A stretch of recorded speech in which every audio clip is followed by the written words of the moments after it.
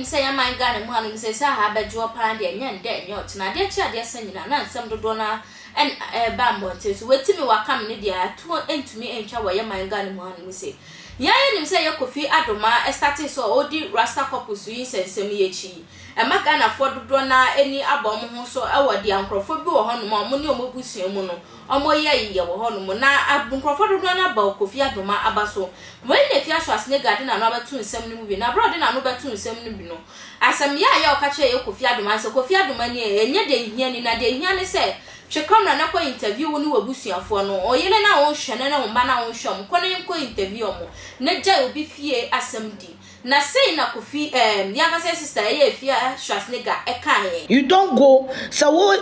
wakuma say ni pass mesi meboa na o kwa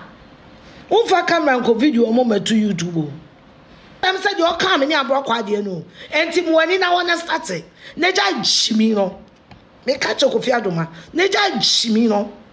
Because Nadia obi a jumping story no. I can story for.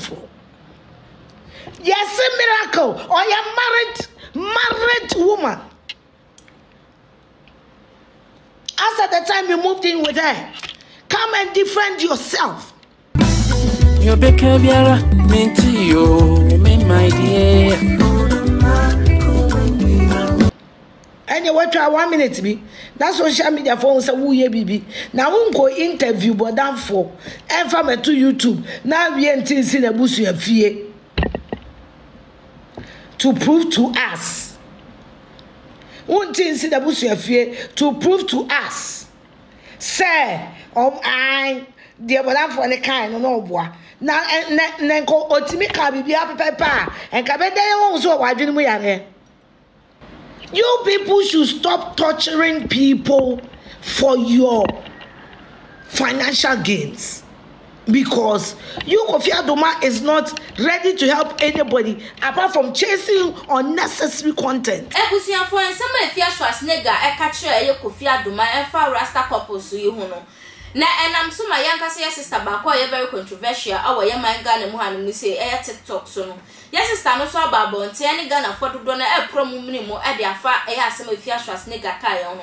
Yes sister you need some more Kenyan say Afia Scwar e kan wanu tum. Efia ka wanu tum papa because anka ya de Kofi Adoma anko bon rasa nsem yi mu a anka ye nim se bibi say e koso wo young man Ghana mu hanu say anka obi be ka kranko anka ye njindi because se bio ka fre ba ne say e na chese obi a wo ba wachim na wo no boso me nkunu akwantuo o wi a wasan so de se bio ejanan e de ama akola no so ndi eni susu enti Kofi Adoma de a waye pa de wase etumi bo na baso na wo hia se wo Afia Scwar ba beti na bonten so na wadi na tem say e na ye nua ba no oka ne nsem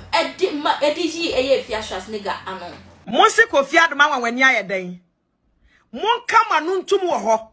mehu 1 or 2 videos bi a enkrofo bi eka fofa Kofi Adoma wani ho Kofi Adoma nkoye papa na Queen Lupita ni kru interviewer ke ebeda hu de ekoso mabrabom empo na mankrofo aboa wo mo se wankoye mu interviewer ke ebeda hu asem ni mu no kre onipa da se ni ti wiase ni wadi ojonso no de ama ne ba nom wankoye sa interview anyina anka ebeye de na Ghana fo ahu motete mu page so kan kwase asem excuse my language motete mu page so kan fo Kofi Adoma boni oya ene sai Kofi Adoma ti ko interview obi a wawo fo woni hweso fo na nkrofo aboa no anya emoa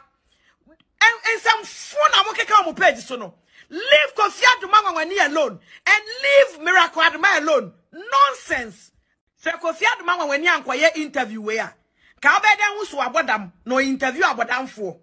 se Kofi Adoma wani amfa sa news we a ma abonten a kana okura woni de ekoso na ade wano abetum aka bi enipa ya ade na wontimi mo na baso aka wano tum se woni nipa ne wo personal issue kwa this is not how to react Kofi Adoma wani oye adwuma nkasa Kofi Adoma na timi ko interview drug addicts etimi di omu news beto media ne so ema adofo bua mo me ade omu ko rehabilitation home ema omu nya oma yaresa Kofi Adoma timi ko interview obi a wawo bebre woni hwesofo ema Ghana fo hu video no eboa wo mo ema omu nya omu fa ahodie ede na Kofi Adoma nya Ghana fo biem Kofi Adoma di oye ye Ghana for 100 enipa ebi a 1% be ene betina di oye se wo ni hia wo beda wa asia ye money kro no we ye nsem hunu na mudi no sister na Miracle Adoma wa ye odan wo se Miracle Adoma ye obi yire obi ama abonten be claim no se Kofi Adoma wia ne yire awon ya kankan be no Miracle Adoma onye ne to onye ne hwene onye ne tiwi Miracle Adoma yoba obosie woba na ne to esa padogo sei woba ofiti krotia na be hu na ne ba bia bo jack na won ya kankan be no Kofi Adoma de okoye yi anka wasa ban kra bona baso na minim sa ban be bona baso edie pa na ye wo ha wo Ghana ha wutimi dalia wiakete ma ne buru so dodo ena Miracle Adoma ena Kofi Adoma fie so me anye ye ho ensam fu na wudi no who the cap fits let her wear it nonsense. I love you dear. Ebusia for yanka se hu me se nwa ba na sika na sem na nam so magana for dodo na kase nyama sister Monica Sawaya ade ye papa ye pese wo mo Afia Scwar se konkon se ne beto na atwe bola so ebi mo so kase enso Afia Scwar ye so no krampo e bia ne ba pe na krampo no oye bi edema no kai se social media handles ni nyina na attention tv nti wo ba ho modi answer be like wa share no wa comment e we videos ni nyina so wo share no abonta bo me samara na from ohema